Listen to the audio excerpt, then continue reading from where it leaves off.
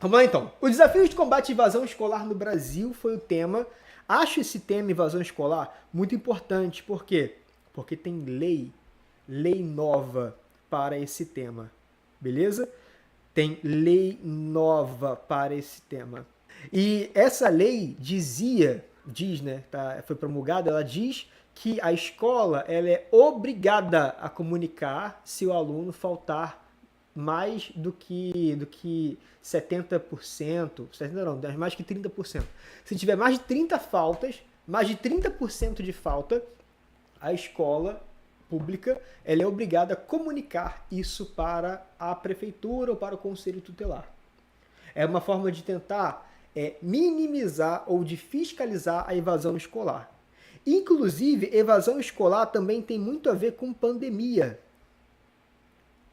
Muita gente desanimou, galera. Muita gente desanimou no processo. Você conhece alguém que desanimou no processo? Talvez você seja alguém que desanimou no processo. Agora tu imagina, se você, que tem todo o conforto para estudar, se você desanima, tu imagina uma pessoa que não tem tanto conforto para estudar, não tem tanto apoio dos pais, não tem dinheiro para pagar um curso, não tem dinheiro para manter os estudos, não tem uma internet de qualidade. Se você que está confortavinho desanima, tu imagina quem não tem tanto conforto para estudar assim. Então a pandemia, ela desanimou muita gente.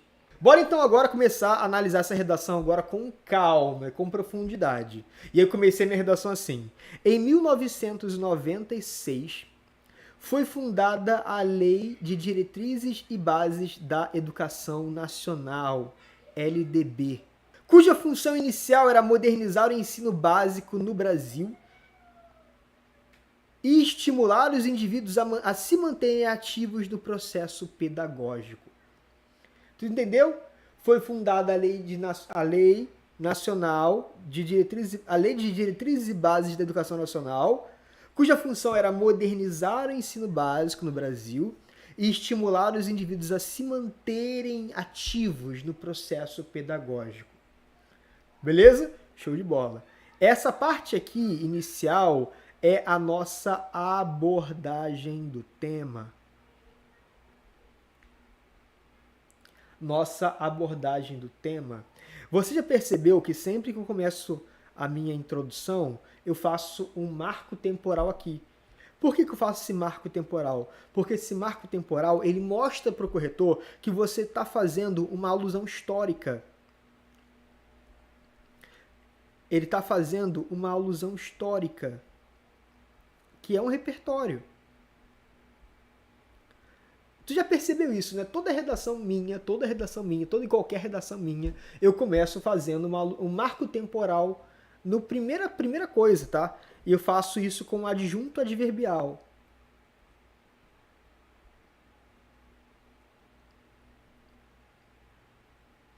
Beleza? Adjunto adverbial.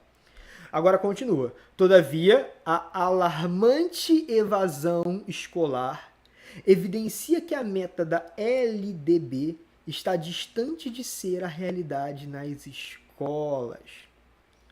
A alarmante evasão escolar evidencia que a LDB, Lei de Diretrizes e Bases, está distante de ser a realidade nas escolas. Essa aqui é a nossa tese. Beleza? Aqui, galera, a gente vai trazer a nossa tese. E agora, vamos começar aqui os argumentos. A manutenção dos alunos. Com efeito, a manutenção dos alunos no sistema pressupõe que não só se combata a desatualização das aulas, mas que se garanta a ampliação da perspectiva de vida dos estudantes. Beleza? A manutenção dos alunos no sistema pressupõe que se combata a desatualização das aulas, as aulas que são chatas, que são desatualizadas, que são desinteressantes, e também que se amplie a perspectiva de vida dos estudantes. Essa parte aqui, final, a gente vai chamar de antecipação argumentativa. Galera, nesse livro que eu estou lendo, aliás, que eu li, né, que é o Essencialismo, a Disciplinada Busca por Menos, ele fala sobre... Aliás, não é esse livro não, é um livro que eu comecei a ler agora, chamado Storytelling. Storytelling, a refinada arte de emocionar pessoas. Um mosquitinho aqui de luz. Nesse livro que eu tô lendo, que é Storytelling, a refinada arte de emocionar pessoas. Esse livro, ele fala uma coisa que eu acho tem muito a ver com esse tema, que ele fala em acender a chama interna do indivíduo. Eu vou repetir. Acender a chama interna do indivíduo. Acender a chama interna. O que significa acender a chama interna? Mosquitinho de luz aqui na minha cara. Se não bastasse meu nariz, agora tem mosquito de luz. Sabe aqueles mosquitinhos que ficam voando assim no lustre? Tem um monte aqui agora. Eles querem entrar no meu nariz. Já pensou, galera? O mosquito entra no meu nariz? Está repreendido. Para fim, o que significa acender a chama interna de uma pessoa? Acender a chama interna significa dizer que você não apenas vai dar aula para a pessoa, mas a sua aula ela vai despertar numa pessoa um horizonte maior de coisas e possibilidades. Você tem alguns problemas na sua casa, você tem depende de alguém para fazer as coisas. Quem que depende de alguém? Quem aqui que é dependente financeiramente de alguém? Que é dependente... todo mundo aqui é dependente civilmente, né? Que vocês, sendo menor de idade, alguns de vocês, né? Sendo menores de idade, são dependentes civilmente dos seus pais. Mas estou falando de dependência financeira, dependência emocional às vezes, dependência psicológica, que a pessoa está sempre ali presa. Quem aqui se acha dependente?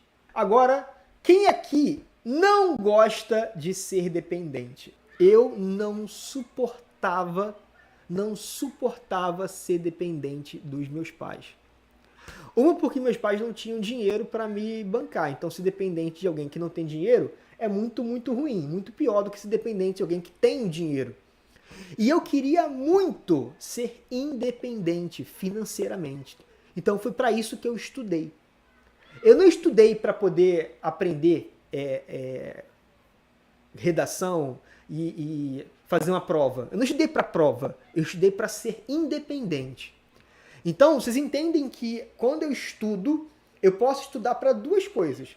Para pegar conhecimento e para ser independente. Acaba que um leva o outro, tu entendeu?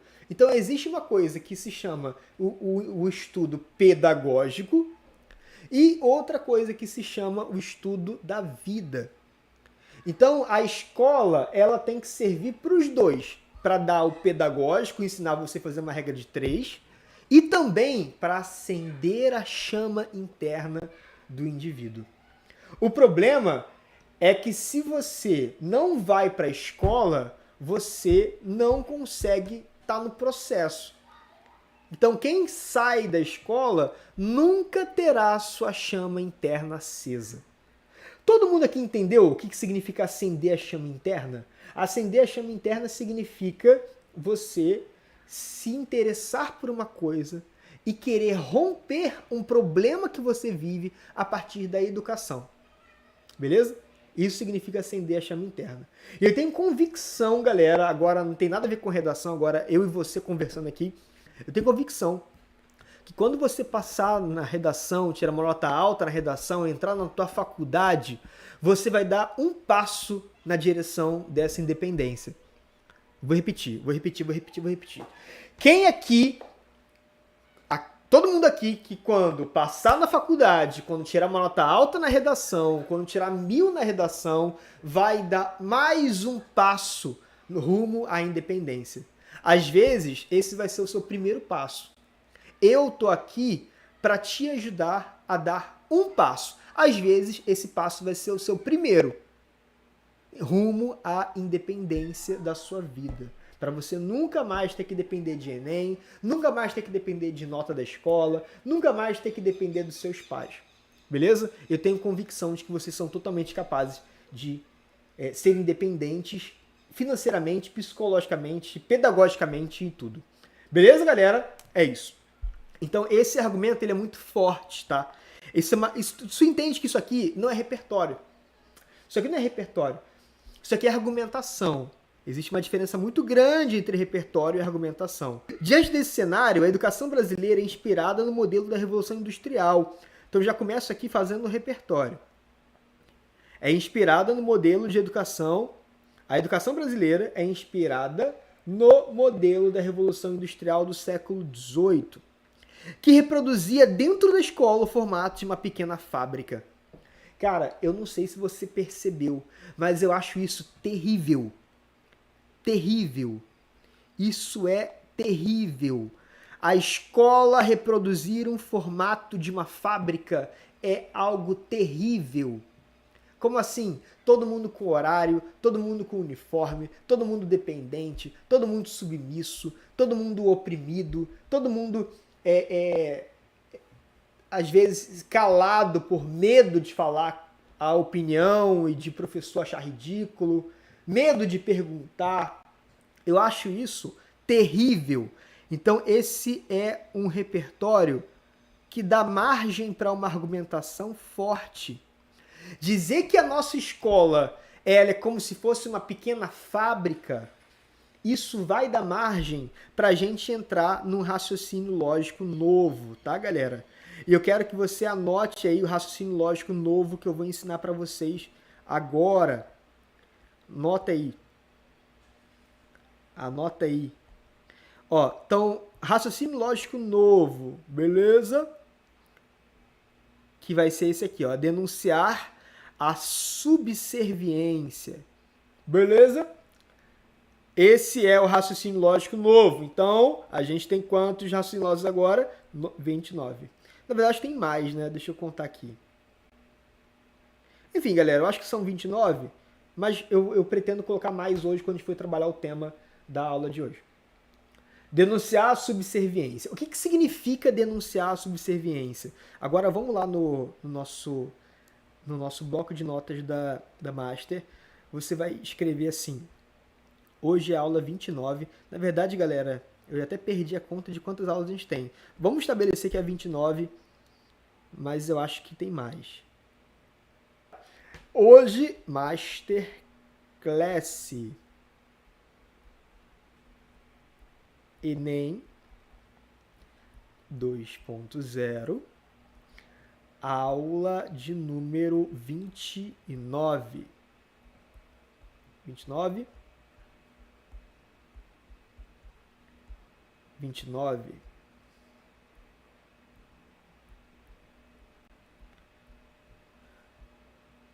Galera, então, raciocínio lógico. Vamos combinar uma parada. Toda vez que eu estiver falando de raciocínio lógico, a gente vai usar a cor laranja, ok? Raciocínio lógico. E o nome dele é denunciar a subserviência. O que significa isso, profinho? Quem aí sabe o que é subserviência? Subserviência significa uma submissão extrema. Você vai dizer o seguinte: alguns indivíduos, alguns grupos sociais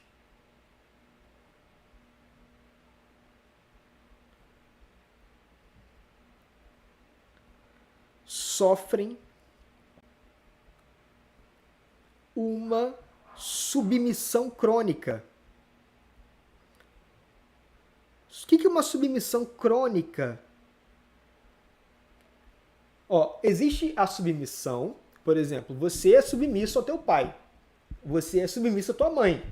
Só que essa submissão ela vai acabar em algum momento. Se Deus quiser, esse ano a sua submissão intelectual não, a sua submissão pedagógica em relação à escola acaba.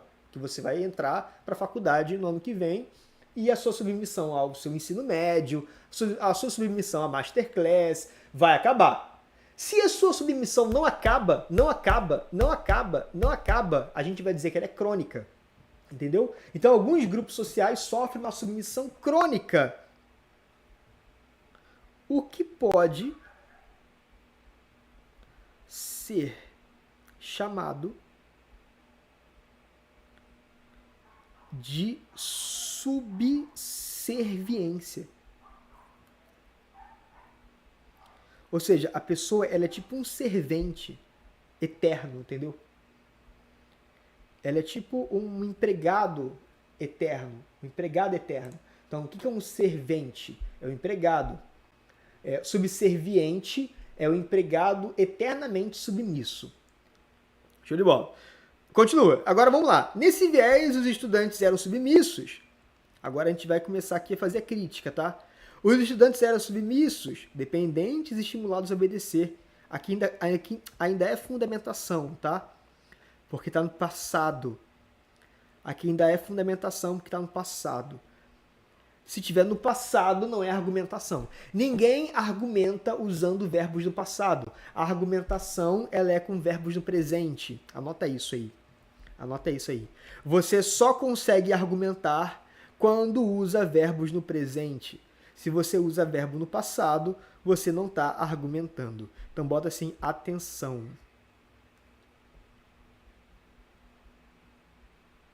Ninguém te fala isso, né? Por isso que você está na Master. Se você não tivesse na Master, você nunca saberia que o presente é o tempo verbal da argumentação. Ó, então vem comigo, ó. A argumentação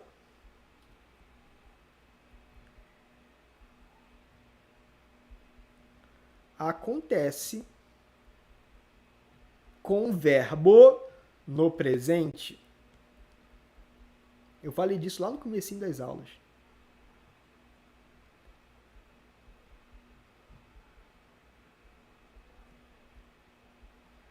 A argumentação acontece com verbo no presente. Show de bola. Vamos voltar para a nossa redação. E aqui agora. Então se liga, esse cara aqui não é argumentação, né? Porque ele está no passado. Os estudantes eram submissos? Eram, tá no passado, tá vendo? Dependentes e estimulados a obedecer, a fim de se tornarem bons operários no futuro. Tá com um delayzinho a minha tela, tá com um delay de alguns segundinhos a minha tela aqui do iPad, mas tá entendendo, né? Ó, os estudantes eram submissos. Esse eram é o verbo no passado, beleza? Ó, dependentes e estimulados a obedecer a fim de se tornarem bons operários no futuro. Então, essa frase está no passado, ela não é argumentação, ela é fundamentação.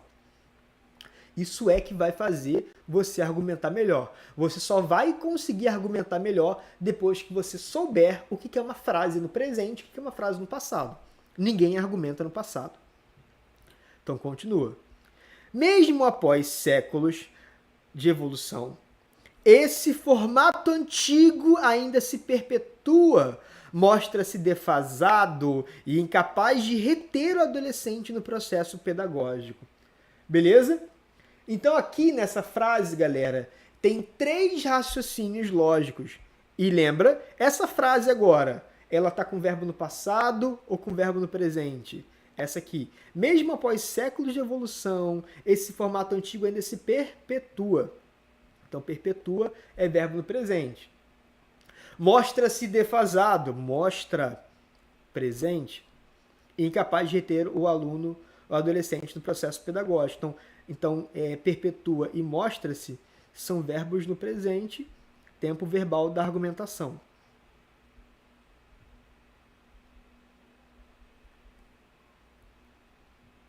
Beleza? Verbos no presente, perpetua e mostra-se, tempo verbal da argumentação. Quais são os 3 raciocínios lógicos que tem nesse parágrafo? Quando eu falo assim, mesmo após séculos de evolução, aliás, tem 2 raciocínios lógicos, tá? Tem 2 raciocínios lógicos. O Brasil mostra-se defasado. Quando eu falo que ele mostra-se defasado, eu estou denunciando a perpetuação de um problema. Então, aqui o raciocínio lógico, denunciar a perpetuação do problema. E também postura retrógrada, né? perpetuação e postura retrógrada. Ora, entenda uma coisa, pelo amor de Deus. Se você está numa escola no século XXI, mas a escola ela é inspirada na escola do século XVIII, alguma coisa está errada. E aqui, galera, quando eu falo incapaz, também é um raciocínio lógico. O incapaz. Deixa eu ensinar para você aqui. Incapaz é um raciocínio lógico, chamado denunciar a incapacidade. O que é denunciar a incapacidade mesmo? É simples. A pessoa ela não consegue. Então, por exemplo, tem gente que não consegue ir para a escola, porque tem que trabalhar. Então, ela é incapaz de ir para a escola. Denunciar a incapacidade. Assim, enquanto as escolas brasileiras se mantiverem como fábricas, cara, que isso aí é muito forte. É argumentação braba. Enquanto as escolas brasileiras se mantiverem como fábricas, tal como era no século XVIII, a evasão escolar continuará sendo uma triste realidade entre os estudantes. Ok? Essa aqui então é a nossa reflexão crítica.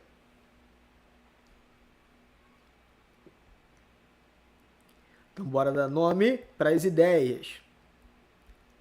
Aqui na Master tu já entendeu que cada ideia tem um nome, né? Cada ideia tem um nomezinho. Essa ideia aqui, o nome dela, aprofundamento argumentativo.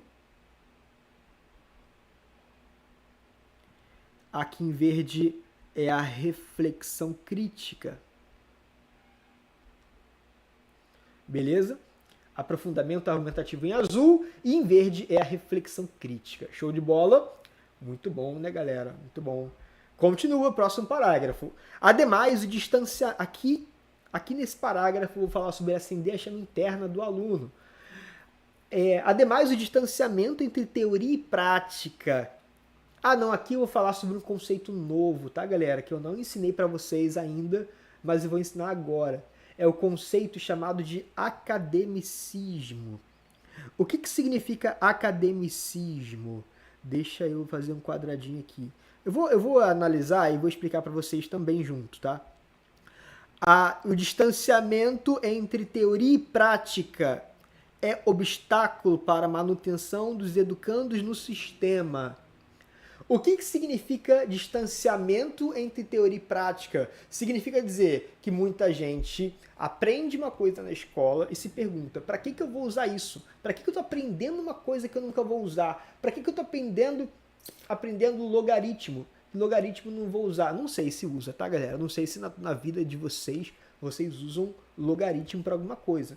Eu, na minha vida, não me faz falta nenhum. Muita gente vai para a escola e aprende uma coisa e se pergunta, cara, tô aprendendo uma coisa inútil. Isso é um fator que desanima a pessoa.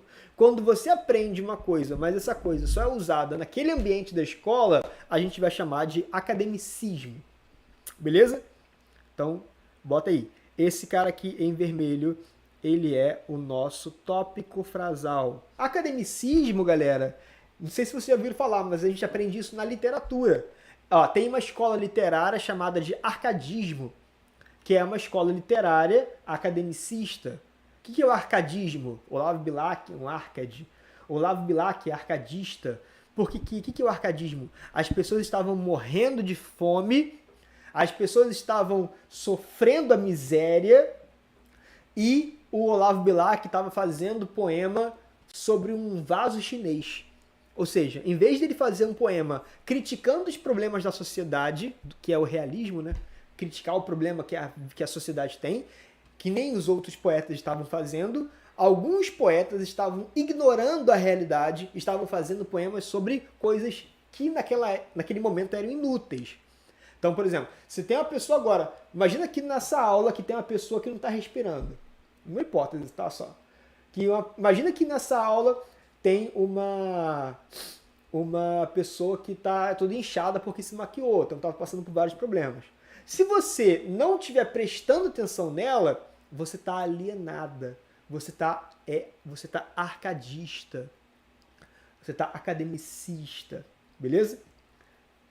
Na verdade, o nome não é arcadismo não, né? O nome da parada é o...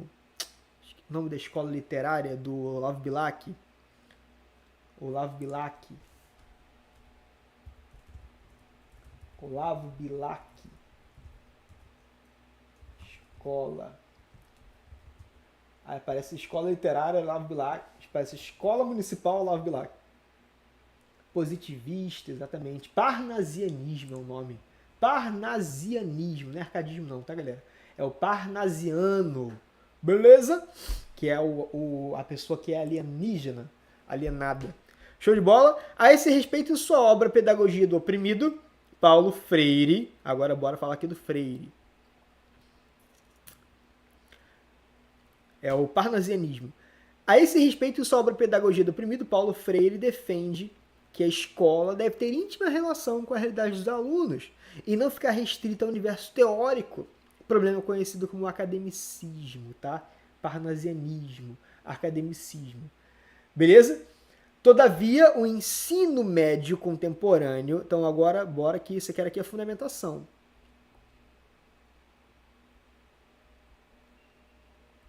Fundamentação, esse cara aqui. O ensino médio contemporâneo vai de encontro à ideologia de Freire. Haja vista a deficiência dos métodos desenvolvidos nas escolas, capazes de criar abismos entre a sala de aula e a sociedade. Vocês entenderam? O que é um abismo? Abismo com A, tá? Não é com H, não. Abismo, né, não é habitat. Abismo é uma fenda muito grande, é uma distância muito grande. Beleza? Então aqui eu estou fazendo assim, ó, o ensino médio contemporâneo vai de encontro à ideologia de Freire. Haja vista a deficiência dos métodos desenvolvidos nas escolas, capazes de criar abismos entre sala de aula e a sociedade. Então, o ensino médio atual, ele é desinteressante, ele é academicista, você aprende uma coisa na escola que essa coisa tu não vê uma aplicação. Até pode existir aplicação. Por exemplo, vai aprender movimento retilíneo uniforme. Só que aí você não consegue ver o que o movimento retilíneo uniforme tem a ver com a sua vida, tem a ver com a sociedade, tem a ver com o dia a dia. Ninguém te explica isso.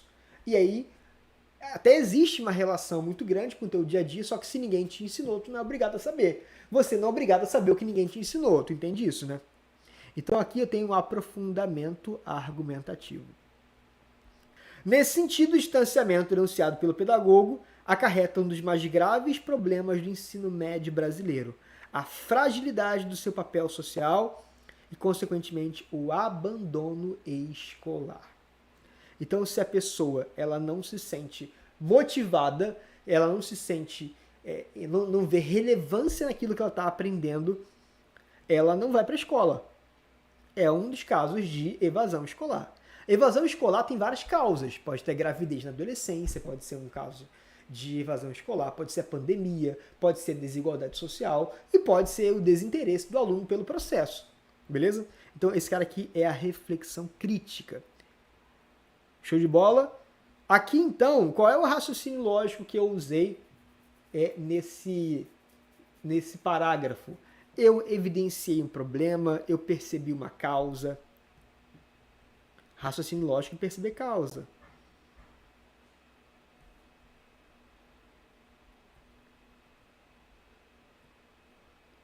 Raciocínio lógico de perceber causa. Galera, quando você aprender raciocínio lógico... Aliás, tu já aprendeu, né? Mas quando você entender tudo de raciocínio lógico, a tua mente vai abrir no nível máximo. Por exemplo, eu estava fazendo uma descrição de post para uma foto que eu tirei com a Natália no Insta. E aí a descrição do post, já era domingo à noite, estava já cansadão, fazer uma descrição do post. E aí eu falei assim, eu sinto muito amor por ela. Como é que era? Eu sinto muito amor pela Natália e, consequentemente, eu quero dar o melhor para ela. Ela vê que eu estou dando o melhor para ela e ela dá amor para mim e ela também quer dar o melhor para mim. Quando eu vejo que ela quer dar o melhor para mim, eu sinto mais amor por ela ainda. Então isso aqui é um raciocínio lógico. Vocês entenderam ou não? Tu entendeu? Qual é o nome desse raciocínio lógico aqui que eu acabei de descrever para vocês?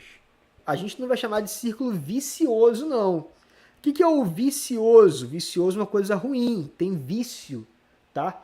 Então a gente vai chamar de círculo virtuoso. Beleza? Círculo virtuoso. Vocês entendem a diferença agora? Quem entendeu a diferença entre círculo vicioso e círculo virtuoso? Círculo vicioso é aquela coisa que acontece ruim e ela só vai piorando. Só vai piorando, só vai piorando, só vai piorando. Agora o círculo virtuoso, ele é aquilo que só vai melhorando, melhorando. Beleza? Na redação do Enem, não dá pra gente falar de círculo virtuoso, porque não tem nada de virtude no problema social. O que é uma virtude? Uma virtude é coisa boa. Virtude é uma coisa positiva. O que é um vício? Uma coisa ruim, uma coisa negativa. Na redação do Enem, não dá pra você falar de virtude, só de vícios. Ah, tem uma música de um cara, não tem vícios e virtudes. Você viu essa música? Vícios e virtudes. Vícios e virtudes. O vício é uma coisa ruim, a virtude é uma coisa boa.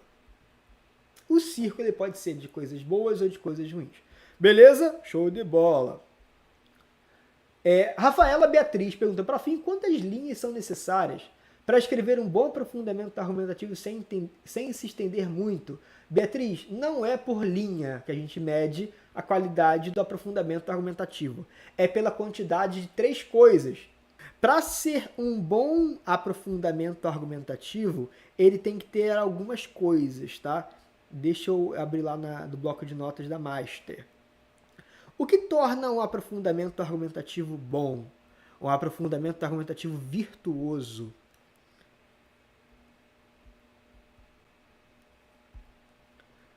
O aprofundamento argumentativo bom, o que ele tem?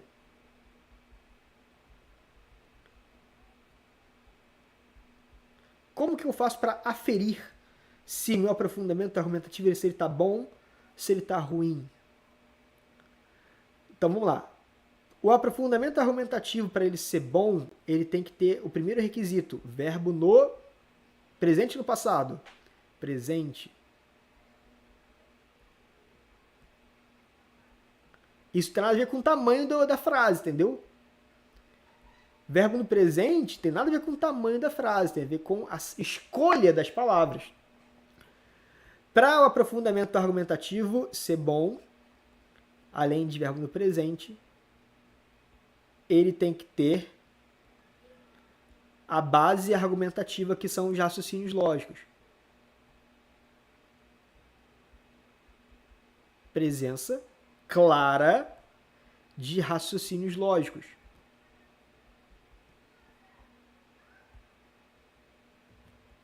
Presença clara de raciocínios lógicos.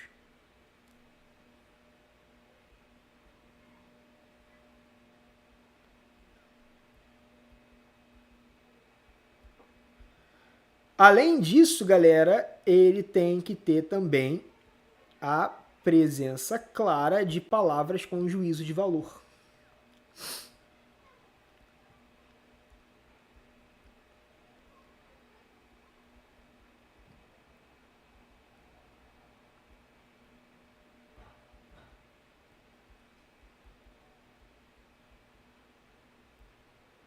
Então é isso.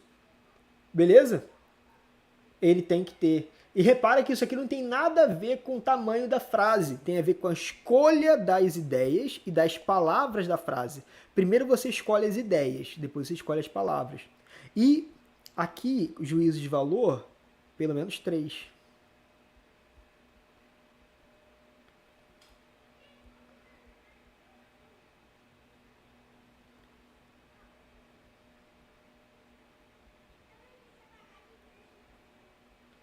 pelo menos 3 palavras.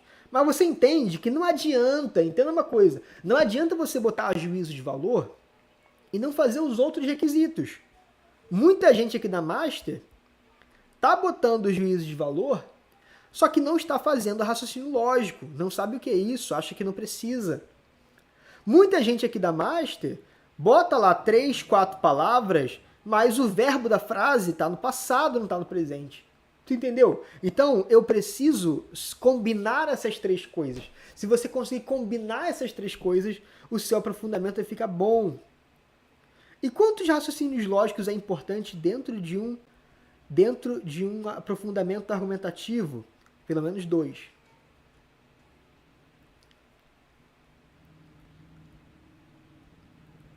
Pelo menos 2.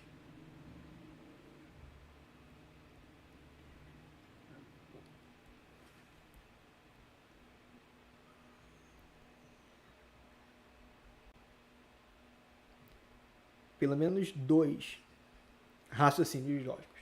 Beleza? E é tranquilo, galera, pelo amor de Deus. Galera, pô, tem 30, tem 28, tem lá, nem tem mais a conta de quantos tem, mas tem muito. 30! Só precisa de 2 no parágrafo, 2 no outro, pronto, acabou. Pelo menos, tá? Você vai ver que tem redação minha, que tem 5 raciocínios lógicos dentro de um negócio. Também não pode ter muito raciocínio lógico para não ficar confuso. Mas tem que ter um raciocínio lógico claro, beleza? Isso vai ajudar muito vocês. Então, não se apegue ao tamanho da linha, tamanho da letra, ao tamanho da frase. Se apegue à qualidade dos recursos que você está usando dentro do teu aprofundamento argumentativo. Tu entendeu ou não? Então, aqui nesse parágrafo, eu percebi a causa.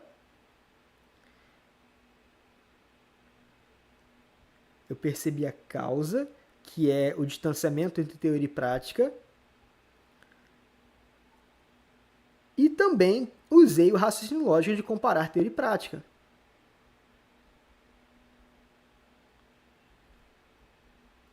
Uma coisa é a teoria e outra coisa é a prática. Então aqui tem uma comparação de teoria e prática nesse aprofundamento argumentativo aqui.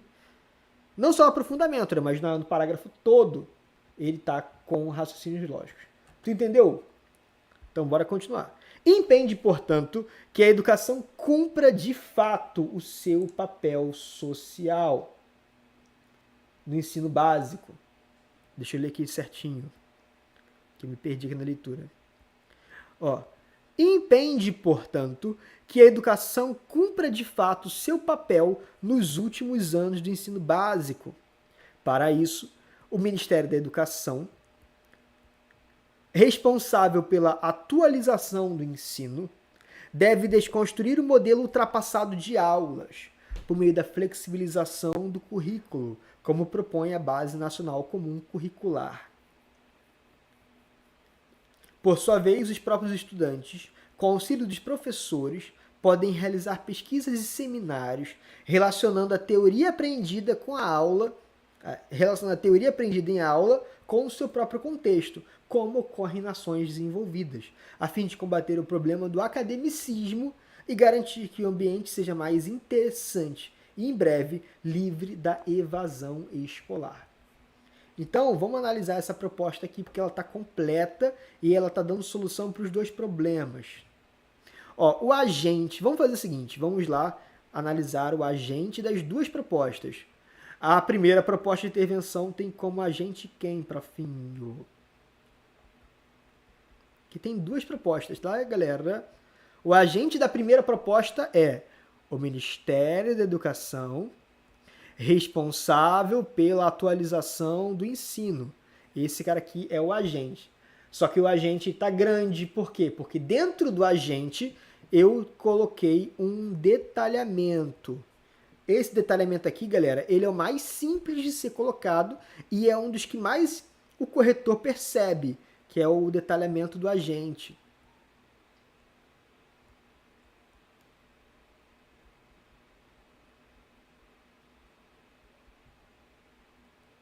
Beleza? Esse aqui é o detalhamento do agente. Ministério da Educação, responsável pela atualização do ensino. Entenderam? Detalhamento do agente. Da primeira proposta, tá? Da segunda proposta, começa aqui, ó, os próprios estudantes, com auxílio dos professores. Esse cara aqui é um agente, ó, os próprios estudantes, com auxílio dos professores. Esse cara não tem detalhamento, tá? Esse cara aqui não tem detalhamento. Eu vou ensinar uma coisa para vocês agora aqui. Vou botar lá no negócio aqui do bloco de notas da Master. Se liga. Existe uma coisa que é o seguinte, preste atenção numa parada. Quando o agente tem detalhamento, quando que eu sei isso? Quando o agente da proposta está detalhado.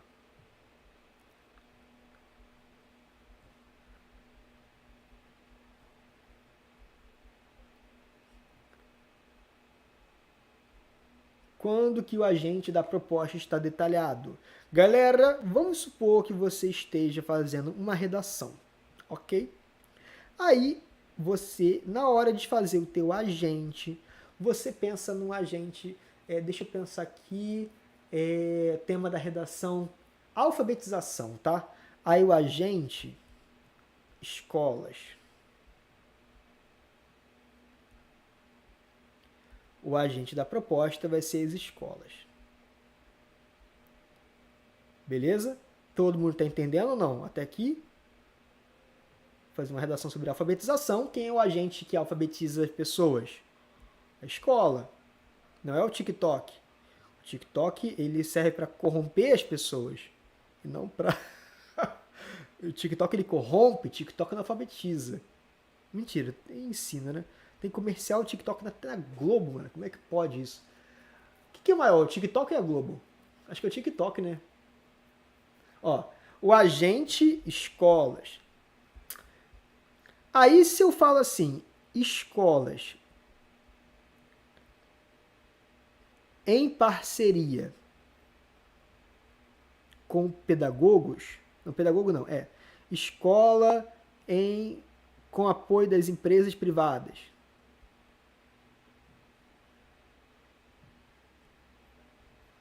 Com apoio das empresas privadas. Uma empresa privada apoia a escola para a escola levar a alfabetização. Esse cara aqui, a gente vai dizer que ele tem dois agentes, tá? Porque escola é um agente e as empresas também são agentes. Então, nesse caso aqui, a gente tem dois agentes. A gente vai então chamar de agente duplo.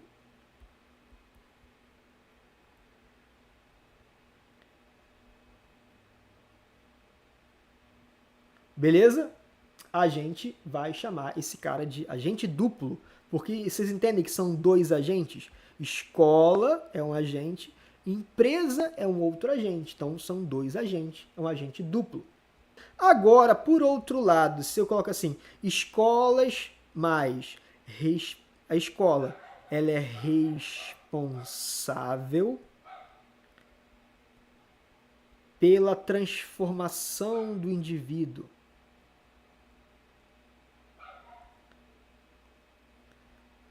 Aí, quantos agentes eu tenho aqui? Eu tenho o agente que é escolas, e esse responsável pela transformação do indivíduo, a gente vai chamar de detalhamento. Então, esse aqui é o agente único. Esse cara aqui a gente vai chamar de detalhamento.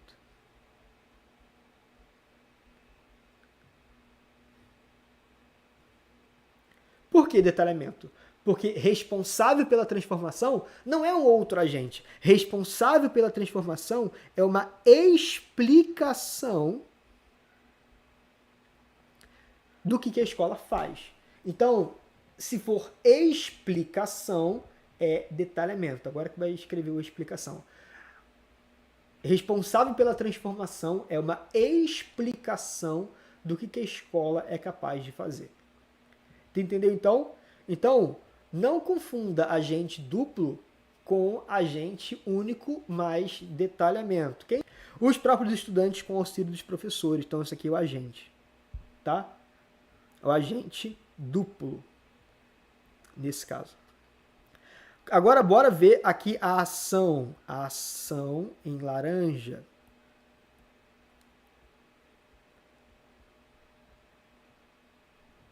Ação em laranja. Ó, laranjinha. Deve desconstruir o modelo ultrapassado de aulas. Esse aqui é a primeira ação.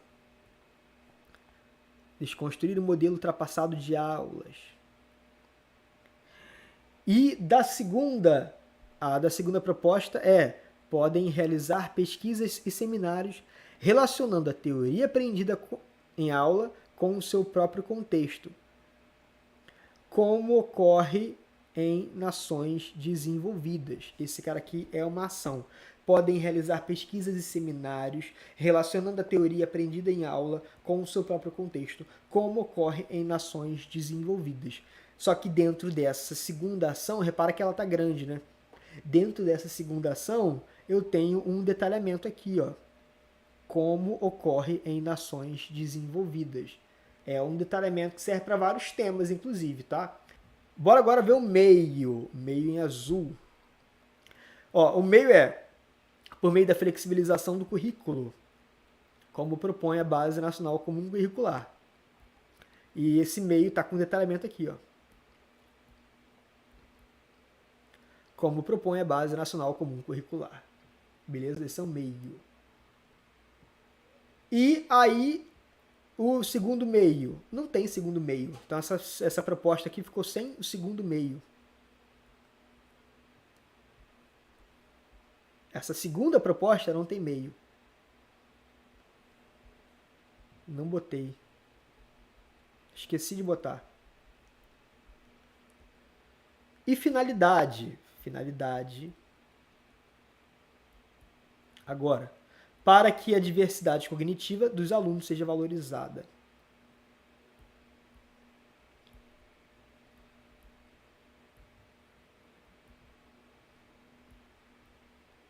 Finalidade.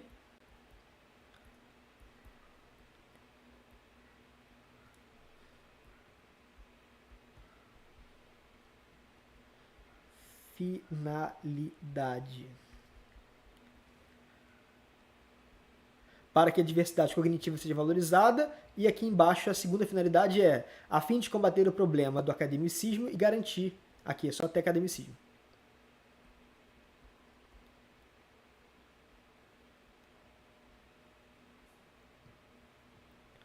Beleza? Show de bola. Então, a primeira proposta, ela está completa, a segunda está incompleta, tá? A primeira proposta começa do para isso e vai até valorizada. A segunda proposta começa em os estudantes e vai até academicismo. Essa segunda proposta está incompleta. A primeira está completa.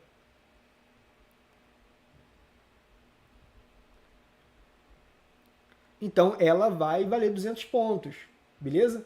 Ah, não vai perder ponto não se a segunda está incompleta? Não perde. Se a primeira estiver completa, a segunda não vai ser avaliada, ela não vai ser corrigida. Ah, então por que tu botou a segunda? Porque eu precisava solucionar o argumento 2. Então se liga, essa segunda proposta, ela está solucionando o argumento 2, que é o academicismo. E a primeira proposta, ela está solucionando o modelo ultrapassado de escola, o argumento 1. Então, a primeira proposta soluciona o argumento 1, a segunda proposta soluciona o argumento 2. Isso aqui é avaliado na competência 3, tá? A solução dos argumentos ela é avaliada na competência 3. Então, tem que ter.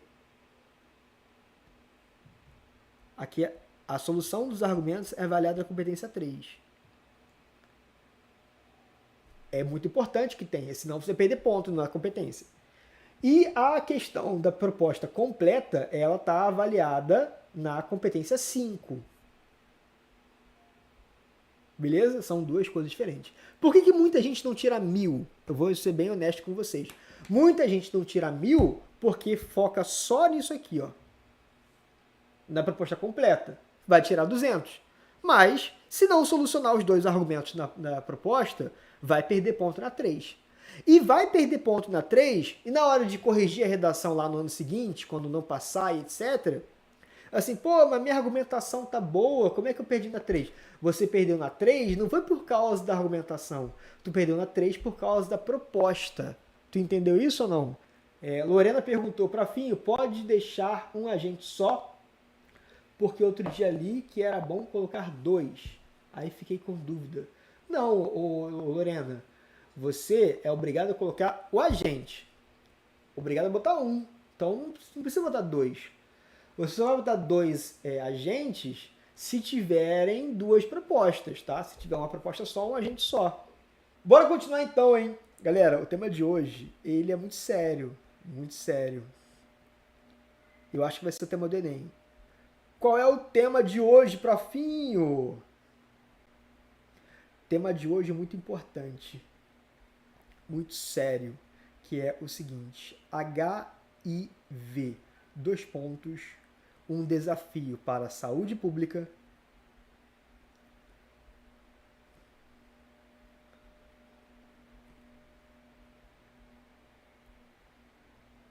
Para a saúde pública. E para a sociedade. Entenderam o tema ou não? Vamos lá. HIV é um desafio para a saúde pública e para a sociedade. Por que esse tema é importante? Porque a gente tem no Brasil uma das melhores tecnologias de combate ao HIV. Não tecnologia não é a palavra, mas uma das melhores políticas públicas. Beleza? A política pública de combate ao HIV no Brasil é uma das melhores do mundo. Então, se o governo está fazendo algo bom, ele vai querer mostrar para as pessoas que ele está fazendo algo bom. E você sabe que a gente tem carência de coisas que o governo está fazendo de bom. Não existem tantas coisas boas sendo feitas pelo governo. Então, se existe uma coisa que ele pode colocar e valorizar para ser o tema da redação, esse pode ser sim o tema da redação. Beleza? Eu quero que você preste muita atenção aqui em mim. Sabe por quê? Porque existe uma diferença muito grande entre alguns termos que eu vou ensinar agora. HIV é diferente de AIDS, beleza? Que é diferente de SIDA. Quem já ouviu falar em SIDA? Ah, SIDA é minha tia. Não, lindo. SIDA. Síndrome da imunodeficiência adquirida. E que é diferente de soro positivo. Então, primeira coisa, galera, o que é o HIV? O HIV, ele é o nome do vírus.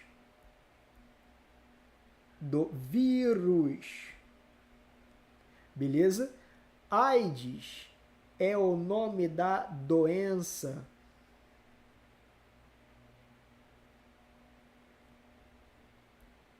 Então, se eu falar assim, proliferação da AIDS no meu corpo. Não, aqui, proliferação dos vírus. Está repreendido. Está repreendido toda a palavra contrária. Então, AIDS é o nome da doença. Beleza? SIDA é o nome da doença também em português.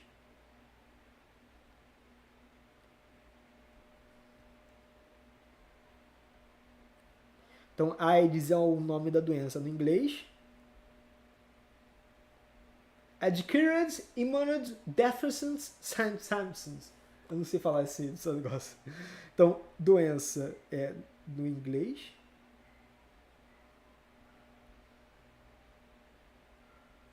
E aqui é doença no português. Beleza? Síndrome da imunodeficiência adquirida. E soro positivo é o nome do paciente, o nome do doente. Soro positivo, galera, é aquele que testou positivo para alguma doença. Por exemplo, a pessoa está com coronavírus, ela é uma pessoa soro positiva, ela testou positivo para o status sorológico que chama, né? Status sorológico positivo. Precisa botar entre aspas? Não, não precisa botar entre aspas, porque é uma sigla, tá? Sigla. Beleza? Então, galera, então é que nem coronavírus e Covid. Coronavírus é o nome do vírus, Covid é o nome da doença, beleza? E soropositivo é o nome do doente, é como é chamado doente. Vamos entender isso. Qual é a tese que a gente pode colocar para esse tema? A tese que o HIV é um grave problema, isso não é só tese, tá? É um fato. É um fato que o HIV é um problema. Entendeu a parada? Não é para você falar que o HIV é um grave problema. A gente sabe, isso é fato. Agora você vai dizer que ele é tratado com negligência. Aí sim é sua opinião. Entendeu ou não? Então se liga, esse cara aqui, eu vou dizer o seguinte, vou dizer que a negligência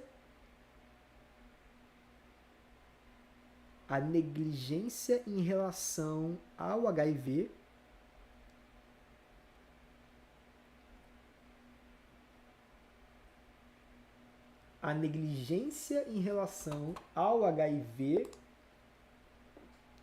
representa grave problema.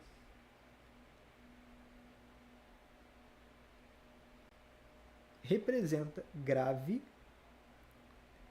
problema. Beleza? E qual é o direito que mais tem a ver com esse tema? Adivinha? Direito à saúde. Entenda uma situação. Alguém me perguntou quando dei essa aula há algum tempo, perguntaram assim, Profinho, posso dizer que o preconceito é a tese? O preconceito pode ser usado como tese?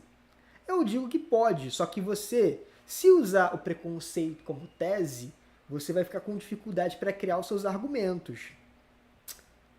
Vou te ensinar uma coisa aqui agora, se liga. Presta atenção aqui, rapidão. Ó, vamos supor que você esteja fazendo uma redação sobre esse tema. Aí você vai lá e coloca que a negligência é um problema genérico. A negligência, ela pode causar algumas coisas. Beleza? A negligência, ela pode trazer o preconceito. Negligência vai ser a tese.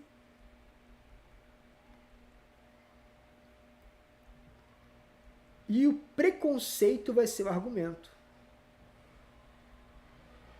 Ou seja, negligência é um problema genérico, um problema maior. Negligência é um problema maior. Preconceito é um problema menor, específico. Ele vai ser o argumento 1. E omissão do Estado pode ser o argumento 2.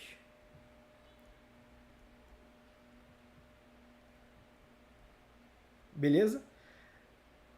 Negligência é um problema. Negligência é algo que está sendo tratado errado, entendeu?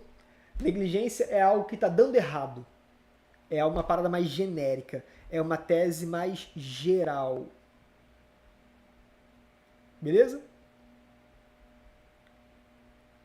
Aí, como que está sendo tratada essa negligência? Por quê? O que é essa negligência especificamente? Ela é o preconceito. Então, preconceito é um problema específico.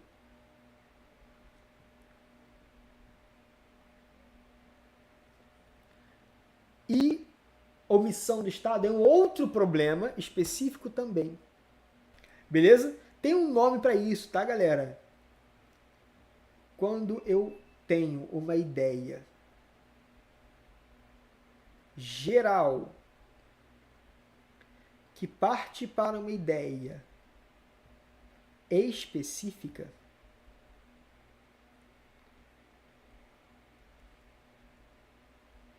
a gente chama esse raciocínio de dedução.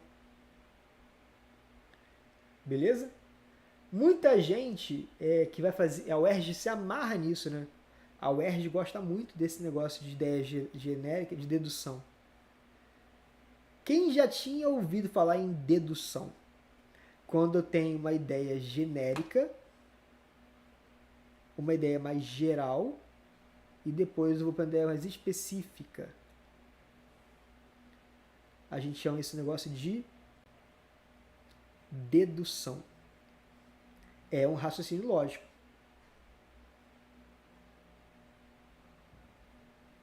É um raciocínio lógico. E quem aqui eu tenho uma ideia específica e se eu for da ideia específica para a ideia geral, a gente vai chamar de indução. Beleza?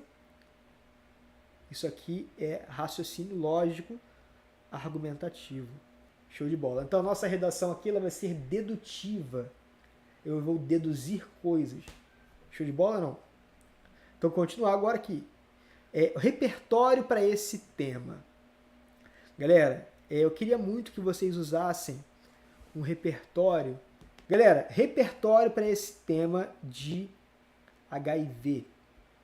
Tem um repertório que se encaixa muito nesse tema, que se chama Woodstock. O que foi Woodstock? Woodstock foi um... Deixa eu tirar o zoom aqui. Woodstock, galera, ele foi um evento que aconteceu em 1969. Foi um grande evento nos Estados Unidos. Foi um grande evento de música, né?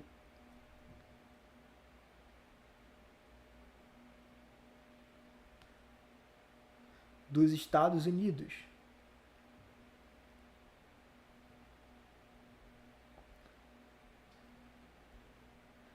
Que reuniu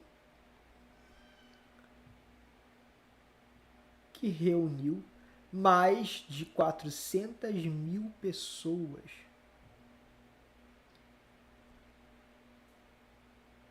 Mais de 400 mil hippies. Hippie é com aspas, tá? E o que os hippies estavam fazendo lá no festival? Só ouvindo música?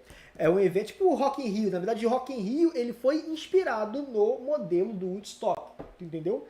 O hippie, a população jovem da época, ia para o festival para ouvir música, claro, mas também para protestar contra o sistema, para protestar contra os tradicionalismos, contra a religião, contra a sociedade opressora e etc. Então, não era só ouvir música que eles iam fazer, eles iam em busca de uma sociedade livre.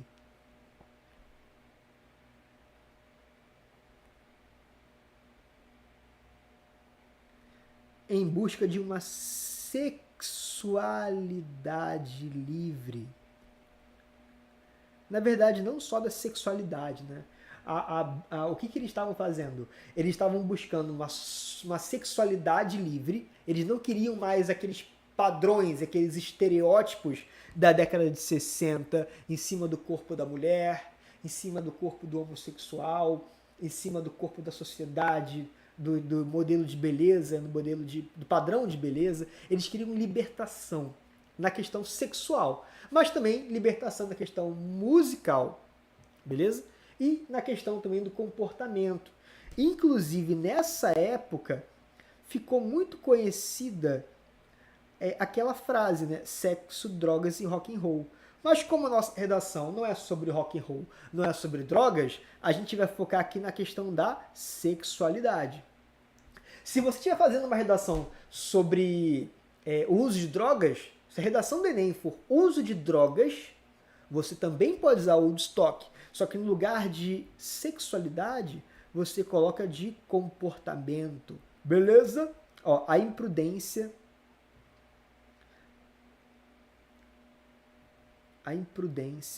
deu lugar. Olha essa frase. A imprudência deu lugar à epidemia de HIV. Essa epidemia de HIV, ela não aconteceu na década de 60. Ela aconteceu na década de 80. Bem depois, um pouco depois.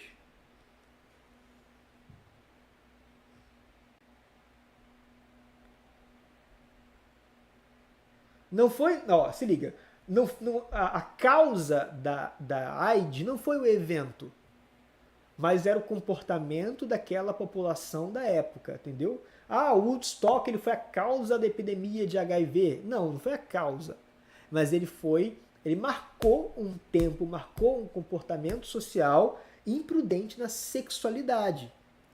Beleza? Naquela época, galera, o HIV, como ele era uma doença que se proliferava muito, por isso chamado de epidemia, o HIV ele ficou sendo conhecido como peste gay.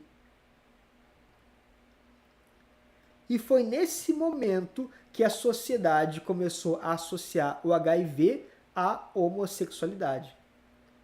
Beleza?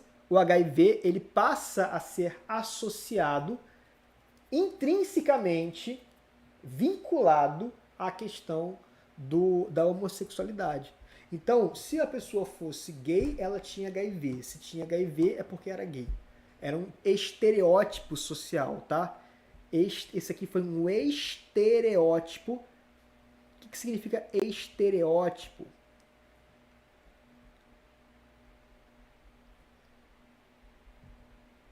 É um preconceito que a sociedade tem, estereótipo. Beleza? Esse estereótipo, ele ficou só lá na década de 80, década de 70, década de 90, ou ele continua? Ou ele continuou até pouco tempo? O que você acha? O primeiro argumento, galera, lembra? Essa redação, ela tem que responsabilizar a saúde pública e a sociedade. Então, aqui eu tenho que responsabilizar o Estado e também tenho que responsabilizar a sociedade, as pessoas. Não sei se o tema do Enem vai vir assim, tá? Eles não vão trazer responsabilidade para eles. Então, talvez o tema do Enem, se esse for o seu tema, talvez ele foque na sociedade. O que a sociedade pode fazer? A visão social, sei lá, os estereótipos sociais acerca do HIV. Pode ser esse o tema, tá? Sem problematizar o Estado. O cara não vai gastar milhões de reais fazer uma prova para poder problematizar o próprio Estado? Não vai, não adianta. Então, o argumento 1, ele vai ser o quê? Os estereótipos.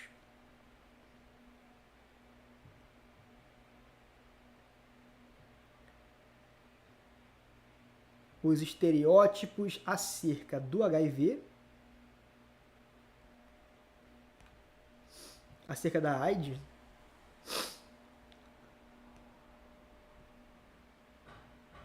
os estereótipos acerca da AIDS dificultam o quê? Dificultam o efetivo controle da doença.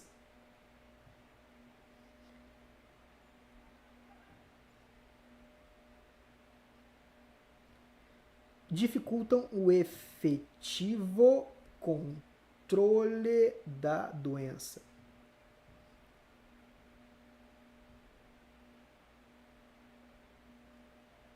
Beleza? Esse vai ser o nosso primeiro argumento. Vamos responsabilizar as pessoas.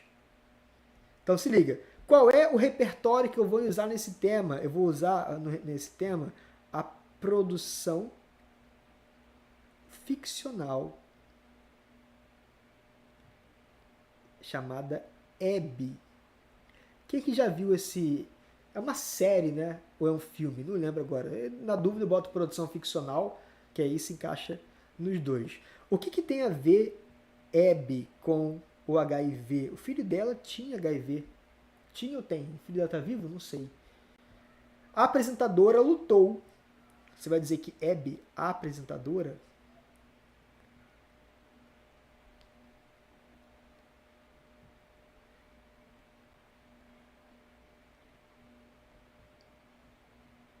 lutou para desvincular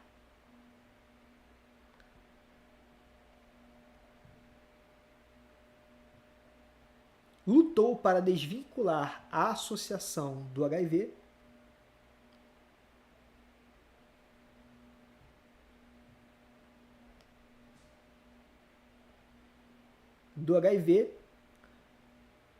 à comunidade LGBT.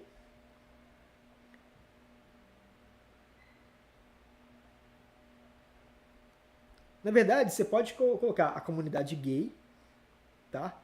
Ou então, se você quiser ser mais atual, mais recente, usar as nomenclaturas que a galera tá usando, a comunidade LGBTQIA+.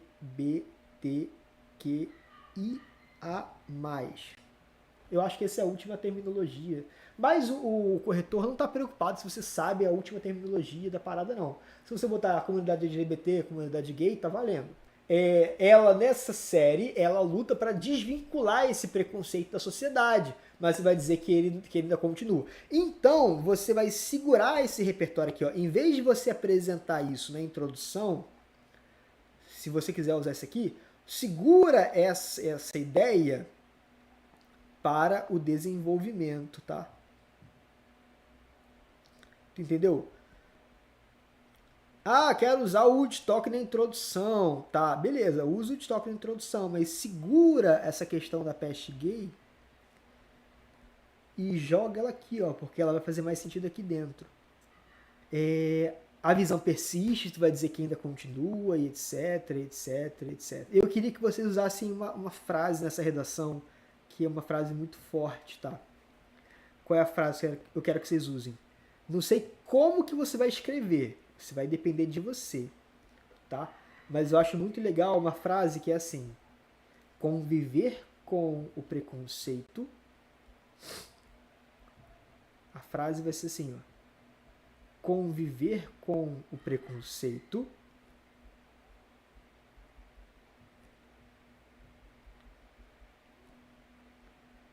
pode ser mais cruel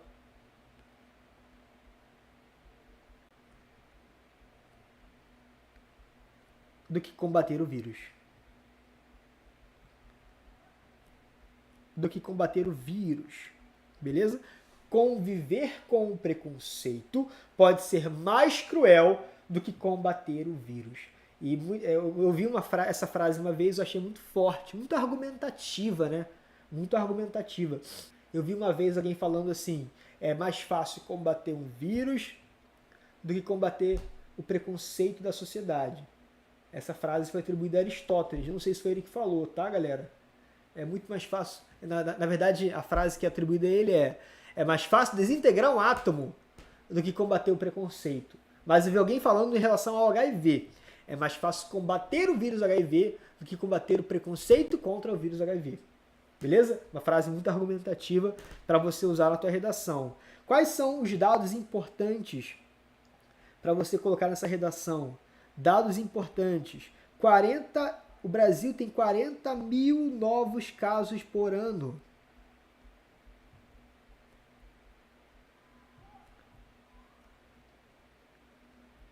$40 mil novos casos todos os anos. Beleza? Cara, muita gente, muita gente. É bem menos do que antigamente, claro. Mas ainda assim é uma parcela muito expressiva da população. 886 mil brasileiros convivem com HIV. São soropositivos. Mosquito aqui, cara. Mosquito. São soropositivos. E o mais sério, muitos desconhecem o seu status sorológico. Tu entendeu? Muitos têm o HIV, são soropositivos, mas não sabem. Então, desconhecem o seu status sorológico. O que é status sorológico? Se está ou não está com o vírus. E se a pessoa desconhecer o seu status sorológico, raciocínio lógico da consequência. Qual é o raciocínio lógico da consequência, galera? Aliás, primeira coisa, raciocínio lógico da causa. Qual é a causa disso? Vamos lá. Raciocínio lógico da causa. Raciocínio lógico da causa é porque eles têm muito preconceito. O preconceito impede a pessoa de fazer o teste. O preconceito impede a pessoa de assumir que talvez ela possa estar com HIV. Então a causa é o preconceito. O que impede a pessoa de ir lá fazer o teste? O que impede? Falta de tempo? Não é falta de tempo. O que impede é o preconceito. E o raciocínio lógico da consequência. O que pode acontecer se a pessoa tiver o HIV, mas não souber que está com HIV? Ela pode continuar contaminando. Então, contágio aumenta. E agora, o argumento 2. Lembra que o argumento 2, a gente vai responsabilizar o Estado. Ah, mas tu não falou, começou a live falando que o Estado ele tem uma das melhores políticas públicas do mundo, etc, etc. Falei, mas mesmo assim a gente vai fazer algumas críticas aqui razoáveis, tá? Críticas racionais. Júlia Castelo falou assim, profinho, sobre o direito do tema, ao invés de saúde, pode falar sobre dignidade humana? Pode sim. Pode sim. Eu acho que você pode falar dos dois, tá, Júlia? Saúde e dignidade humana. Ó, galera, o argumento 2 é o seguinte. O poder público, ele faz distribuição de medicamentos antirretrovirais, etc. Só que ainda existe uma inabilidade em sensibilizar as pessoas.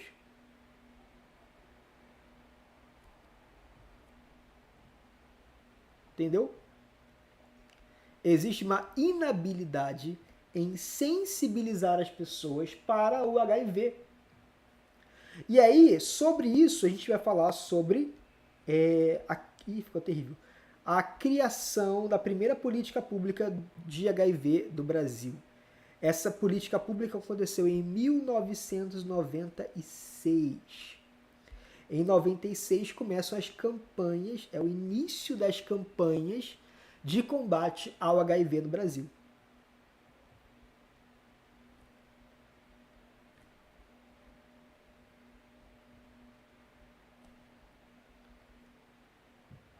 Início das campanhas de combate ao HIV no Brasil.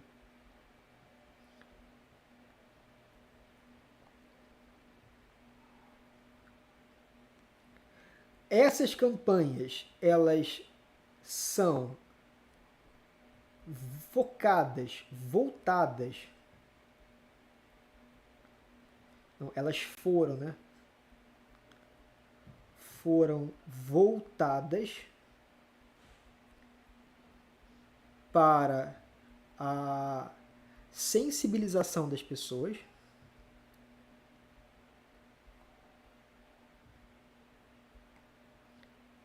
e para o controle da doença.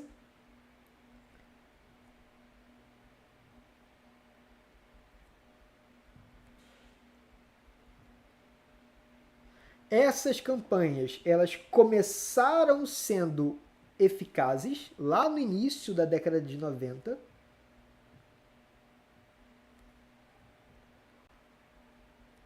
Elas se mostraram eficazes no início.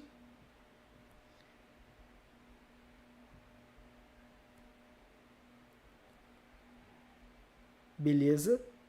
Só que elas não têm sido eficazes na contemporaneidade.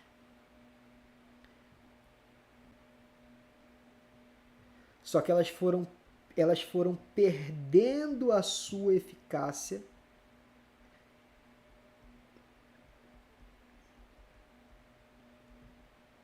ao longo dos anos.